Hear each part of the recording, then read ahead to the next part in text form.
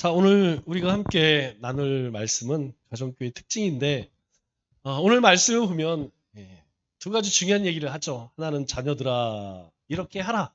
또 하나는 아비들아 그럼 엄마들은 안 해도 되느냐.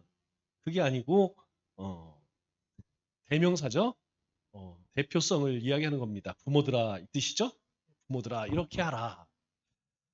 중요한 것은 우리가 우리 자녀들에게 예, 이렇게 자녀들이 이렇게 할 수 있게, 즉 부모에게 순종하고 공경하고 이런 것들을 또 부모는 자녀들에게 이렇게 양육을 하는데, 이것들을 어디서 배울까 하는 것이죠. 오은영 선생님한테 배워야 될까요? 아닙니다. 우리는 가장 중요한 교육은 보여주는 거예요. 어떻게 하는 것인가. 우리 자녀들이 부모를 공경할 수 있도록 내가 그렇게 하면 됩니다. 우리 또 부모들도 자녀들 본인들이 그렇게 보고 배우면 또 그렇게 가르치는 것이죠. 그래서 이 가정 교육이 중요합니다. 또 교회에서는 가정 교회의 모델이 중요한 이유가 바로 여기 있죠. 우리 자녀들에게 또 부모들에게 사실 이 자녀들과 부모들 역할만 잘해주면 사회는 건강해집니다. 이것이 안 되기 때문에 사실 사회가 사회적 여러 가지 문제들이 나타나는 것이죠.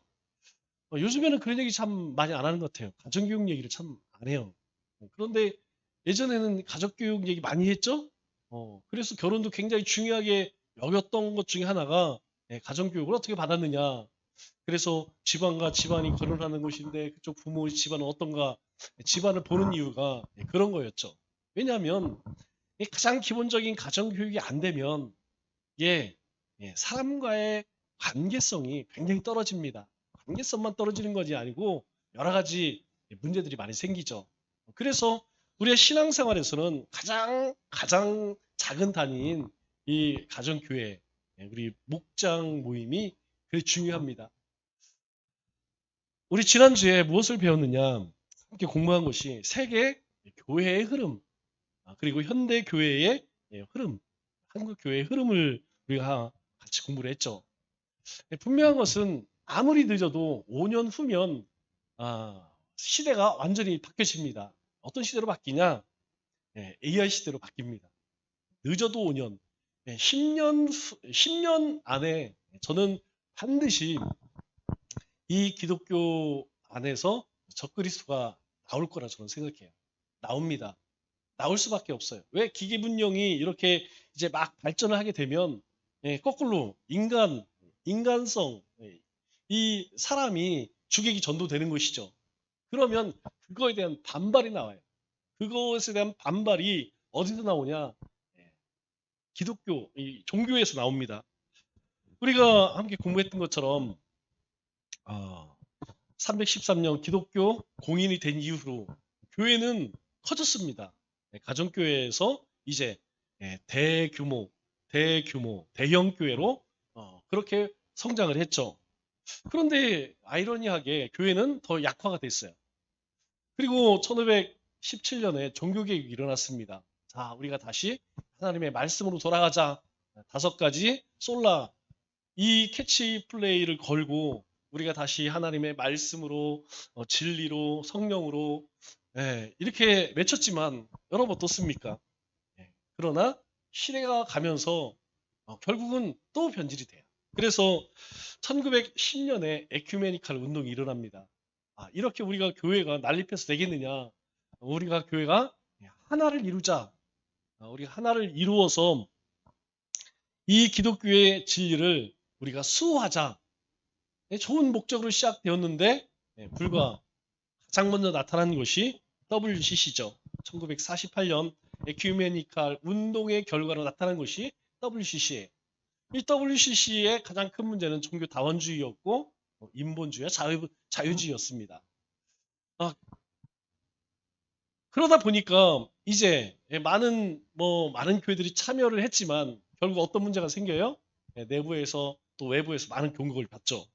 그러니까 이제 우리가 예, 좀 이름을 바꾸자 해서 2000년대 들어서 WCC는 이제 조금 죽고 WEA가 이제 새롭게 등장을 하죠. WEA는 2001년도 그 이전에 시작되었습니다. 시작되었지만 새로운 이름으로 등장한 것이 2001년도인데 이 WCC는 겉으로는 굉장히 똑같아요. 에큐메니칼 운동을 시작할 때에도 더 이전 내려가면 기독 공인이 시작되고 또 종교 개혁이 일어나고 에큐메니칼 운동이 일어나고 WCC가 일어날 때처럼 다 우리가 복음의 순수성, 뭐 진리 수호 다 이야기합니다. 그러나 그 이면에는 뭐가 숨겨져 있느냐? 결국은 성경에서 이야기하는 복음과 진리와는 다른 복음, 다른 진리를 표명하고 있죠. 그래서 우리는 WEA는 WCC와 캐톨릭을 다 품고 있다 이렇게 생각하면 됩니다. 한마디로 이야기해서 이게 축입니다. 지난주에도 말씀드렸듯이 결국에는 이제 WCC 다음에는 뭐가 나올까요? 이름을 바꿔서 나오지 않습니다. 제가 지난주에도 말씀드렸듯이 이제 이 WCC 다음에는 이제 적그리스도가 나와요. 적그리스도가 나오면 성경에서 이야기하는 이제 환란 시대가 시작되는 거죠. 성경에서는 3년 반, 3년 반 이야기하는데 어떤 형태로 나올 건지 우리가 계시록을 읽어보면 다른 건 다 사기 좋습니다. 한 가지 그리스도인들이 극심한 핍박을 받는다는 거예요.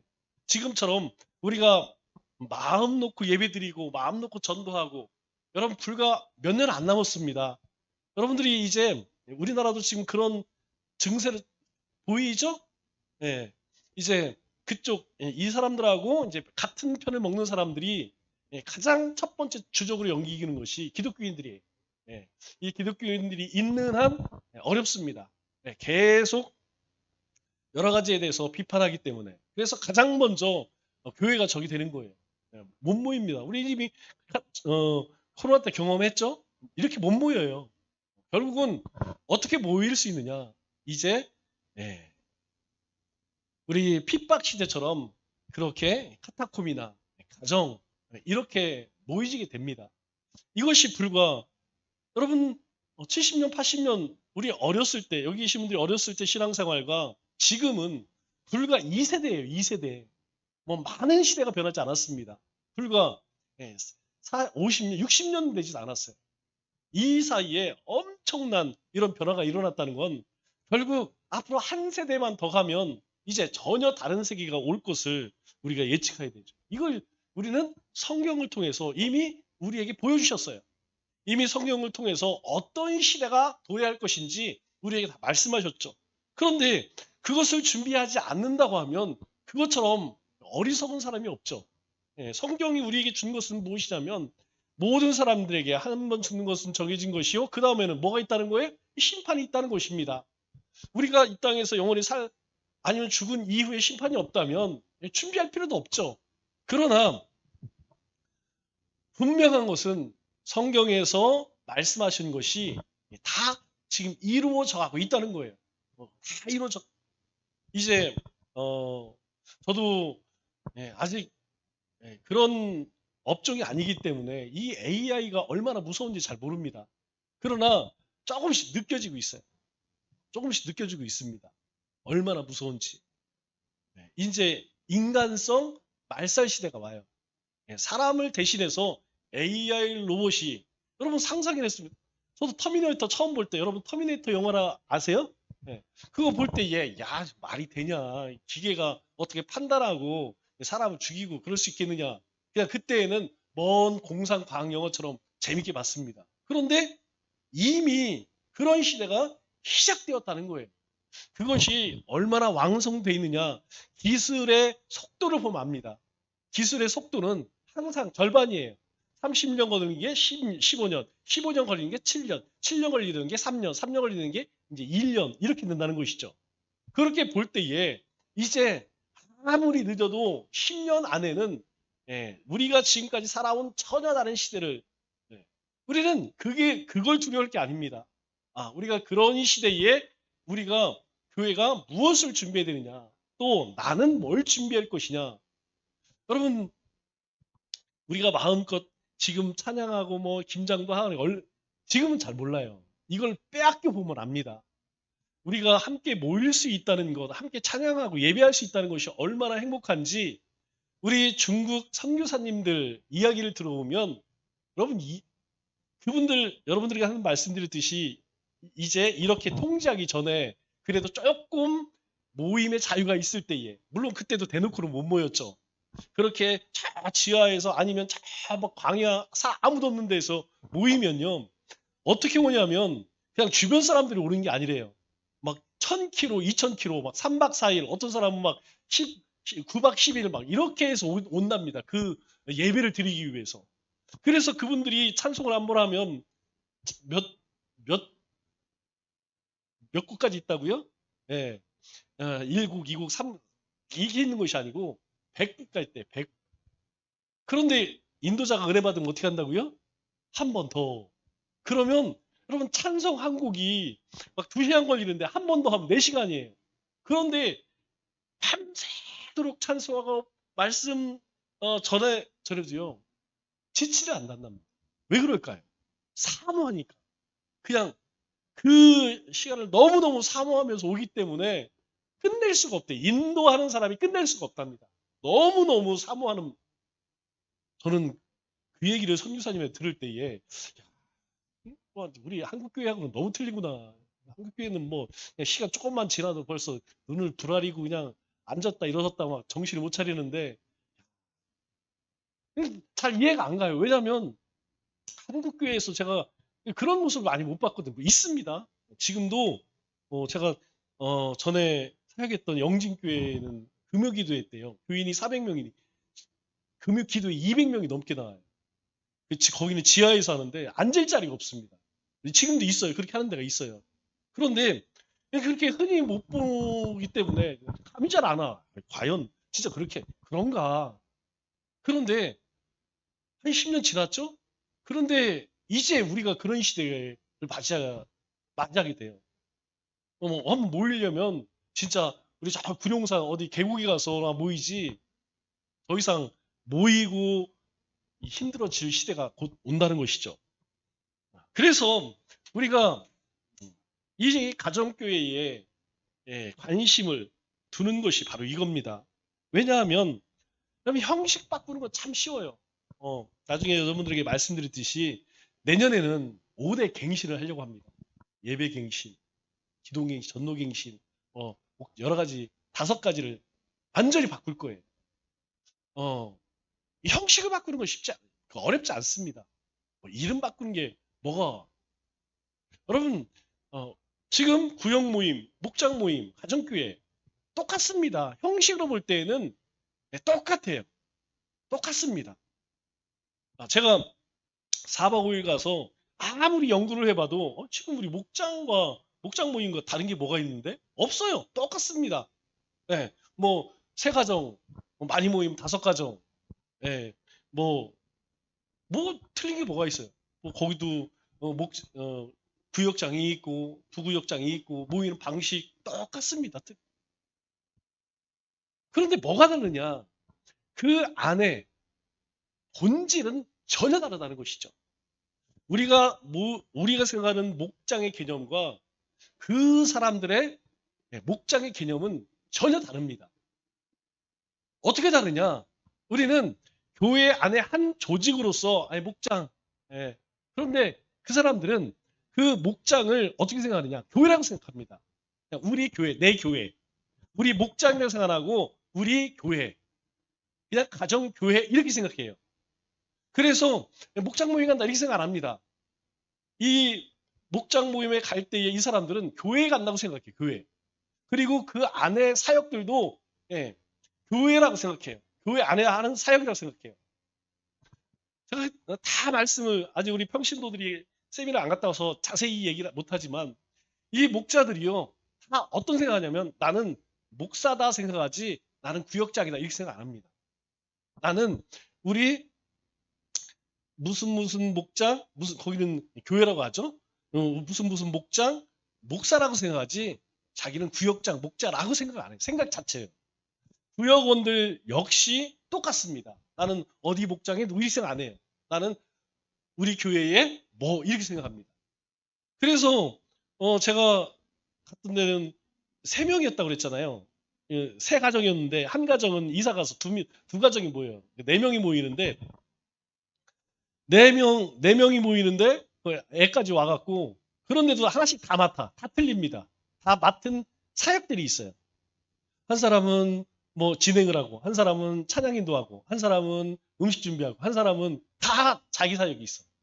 우리 교회에서 하는 것처럼 그대로 축소해 놨어요. 그리고 교회에서 모이는 거는 연합으로 모입니다. 그러니까 외형적으로 볼 때는 굉장히 비슷, 그게 그거네? 잘 모르는 사람들은, 와, 이거, 저거 뭐 다 우리가 하고 있는 건데, 이렇게 생각해요. 그런데 그 안에 들어가 보면 초대 교회에서 행하는 일들을 이 가정교회에서 그대로 하고 있습니다. 중요한 건 뭐냐? 이 가정교회의 정신과 본질을 회복할 수 있느냐? 이거예요. 이걸 잘 알아야 됩니다. 제가 하반기 시작하면서 여러분들에게 특히 목장 리더십들에게 꼭 부탁한 게 뭐라고 했어요? 2가지 부탁했습니다. 하나는 가정에서 모이고 하나는 모이되 식사 모임을 해라. 웬만하면 교회에서 하지 마라. 하지 마십시오. 교회에서 모이려면 목장 모임 안 해도 괜찮아요. 하지 마세요. 교회설 같으면 차라리 어디 그 식당이나 아니면 카페 가서 하세요. 교회에서는 일체 모이지 마십시오. 저 화가 나요, 화가. 막 화가 나니까 교회에서는 목장 모임 하지 마세요. 차라리 딴 데 하세요. 식당 가서 하든지 카페에서 하든지 가정에서 하기 싫다고 하면. 왜 그러느냐? 우리가 본질과 내용, 제가 이거 여러 번 말씀드렸죠. 형식과 내용. 이 2가지는 균형이 있어야 됩니다. 형식이 있어야 돼요. 반드시. 형식이 없으면 산만합니다. 반면에 내용이 없으면 공허하다고 그랬죠. 그래서 형식과 내용은 균형을 잘 갖춰야 돼요. 우리가 벌써 3달째 이 가정교회에 대해서 우리가 계속 공부해 나가고 있어요. 이제는 우리가 이 가정교회가 추구하고자 하는 것이 무엇인지 조금은 그림이 그려져야 됩니다. 그렇지 않으면 여러분 매일 그 자리에 매일 돌고 매일 그 자리입니다. 변화가 되지 않아요. 낮에도 말씀드렸듯이 우리 계획이 이러니까 주님 이뤄주십시오가 아닙니다. 주님이 원하시는 것이 무엇입니까? 우리가 앞으로 나갈 방안 그거예요. 우리가 이런 계획 세웠습니다. 주님 이것을 이뤄주십시오. 이제까지 그랬다면 이제는 주님의 뜻을 쫓겠습니다. 주님이 원하시는 것을 따라가겠습니다. 라고 그렇게 교회도 또 우리 개인도 바꾸어져 가야 돼요. 아무리 바꾸고자 해도 이게 바뀌어지지 않으면 여러분 또 그 자리고 또 그 자리예요. 자, 그러면 우리 가정교회에 대해서 이렇게 공부했습니다. 신학교의 원형을 회복하기 위해서 첫 번째로 우리 평신도가 지도자가 되어 두 번째 가정집에서 매주 한 번 교회 본질적 기능을 다하는 신앙 공동체. 여러분들이 이것을 마음에 잘 새겨주세요. 우리가 안타까운 것은 그래요. 우리가 여기 계신 분들은 뭐 이제 조금 아주 자주 들어서 아 그런 거구나 안 계신 분들이 계셔요. 여기 이제 잘 참여 안 하거나 참여 못 하시는 분들은 이 낮에 말씀을 전하는 것과 매치가 안 됩니다. 목사님 왜 저런 얘기를 할까? 이것들을 이걸 토대로 하기 때문에 이해가 잘 안 돼요. 그러다 보니까 자꾸 따로 놀게 되죠. 자, 그러면 가정교회 특징은 무엇이냐? 자, 첫 번째, 뭐 소규모라는 거 너무나 잘 알죠. 그럼 소규모의 반대는 뭘까요? 네. 이 시대는 다 뭘 중심으로 하죠? 교회 중심의 모임입니다. 교회 중심이에요. 교회 중심이라는 다른 말로 이야기하면 대규모를 선호한다는 것이죠. 반대로 소규모를 싫어요. 초대 교회는 다 이 소규모로 모였습니다. 그런데 기독교 공인 이후로 뭘로 바꿔져요? 교회 모임, 대규모 모임. 왜? 편하니까. 편해요. 잘 보여지지 않습니다.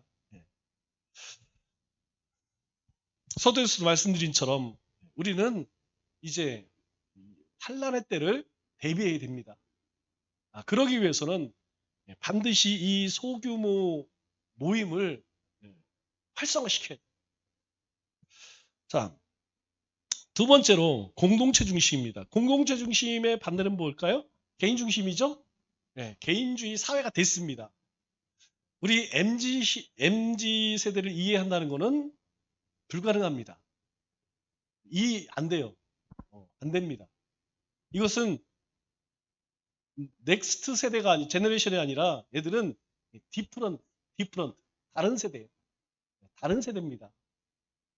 그렇기 때문에 우리가 이런 신앙, 신앙 우리가 서로 의지하고 또 믿고 의지할 수 있는 그런 체제는 공동체 중심 아니고는 유지가 안 됩니다. 안 돼. 그래서 이 공동체 중심의 가장 핵심은 뭐냐면 삶을 나누고 서로를 돌보고 서로의 신앙을 함께 성장시키는 겁니다. 이제까지는 목사님이 가르쳤죠. 그런데 이제는 함께 이 공동체 중심이라는 것은 이 목장에서 함께 성장해 가는 거예요. 그렇게 갈 수 있도록 서로 돕는 공동체입니다. 자, 세 번째로 사역과 제자 훈련의 장. 역시 이제까지는 다 목회자 중심이었죠. 그러나 이제 성도를 서로 협력하고 서로 가르치고 말로만 평신도가 아니라 실제 사역에서 평신도로.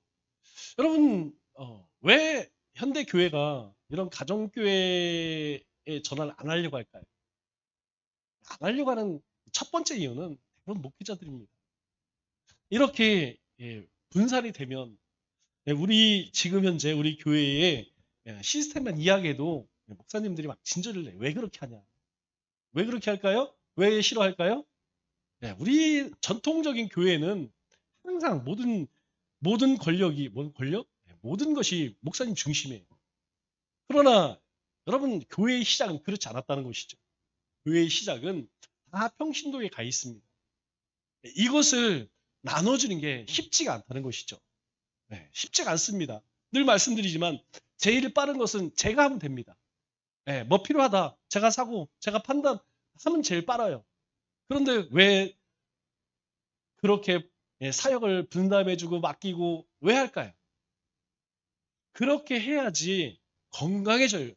그리고 본인들의 사역을 통하여서 본인들이 성장을 합니다. 여러분 사역 없이 신앙 성장 안 합니다.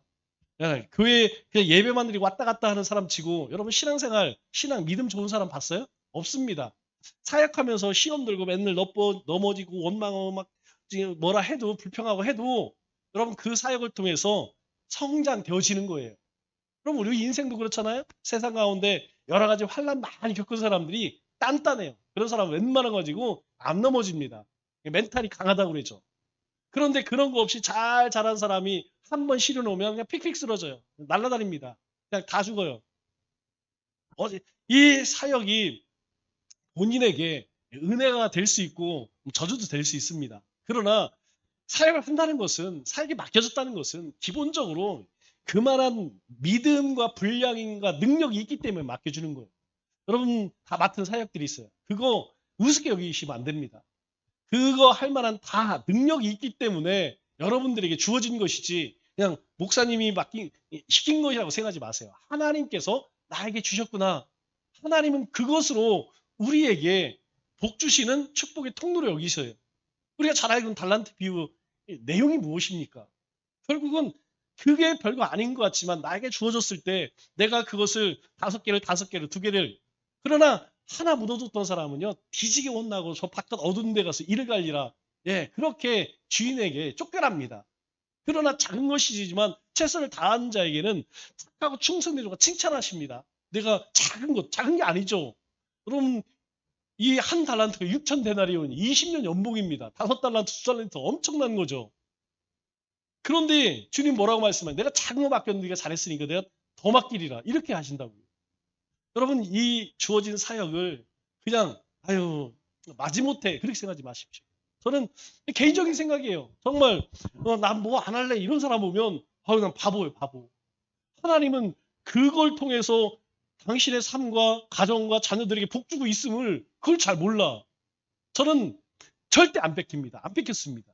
제가 부교육자로 사역하면서 저는 어떤 사역이라도 바빠도 좋은 사역, 이게 귀한 사역이라 하면 제가 무조건 나서 제가 해요. 네, 사서 고생 많이 했죠. 어려움도 많았습니다. 욕도 많이 먹고. 그런데 그게 결국은 나에게 주어지는 축복 아니겠습니까? 우리가 이런 거룩한 욕심을 여러분 품으세요. 예, 좋아 보이는 거면 제가 하겠습니다. 나세요. 붙드세요. 예, 물론 할 때는 여러분 안 해도 신앙생활은 그래요. 아무 사역 안 해도 힘들고 해도 힘듭니다. 안 해도 시험 들고 해도 시험 드는 거예요.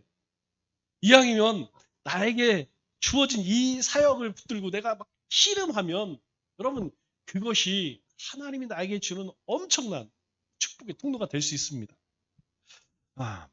네 번째로 성경적 모델이죠. 성경에서 우리에게 보여주는 방향이 바로 가정교회입니다.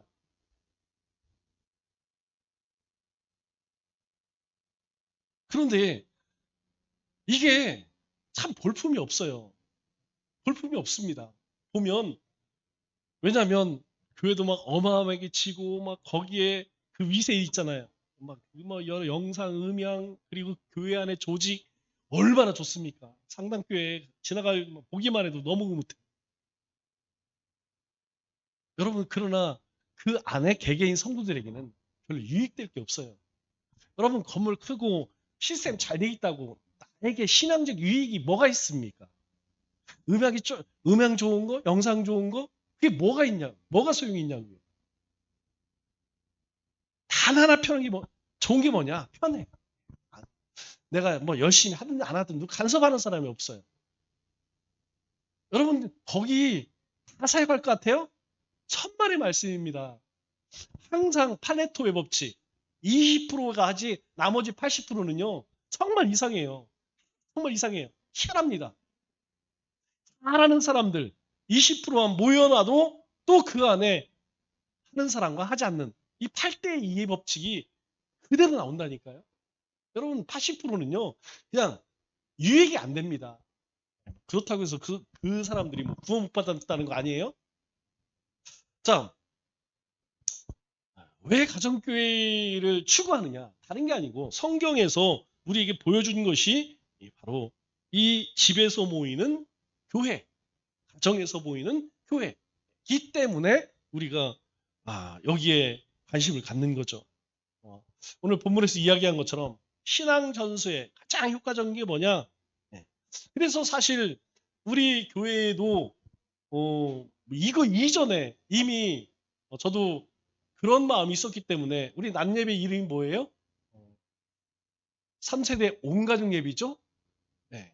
왜냐하면 저도 그렇게 신앙생활을 예전에는 여러분 학생부는 청년부 학생 주일날 안 모였습니다. 토요일에 모였어요. 토요일 학교 끝나면 교회 가서 주보 만들고 뭐 여러 가지 준비하고 그리고 예배를 저는 여기 세종에 소망교회에 다녔는데 그 소망교회 학생회는 저녁 7시에 모였어요. 저녁 7시. 오후 때에 가서 막 여러 가지 준비하고 7시 예배 드리고 끝나면 9시쯤 됐던 것 같아요. 그리고 주일날은 아침에 반사죠.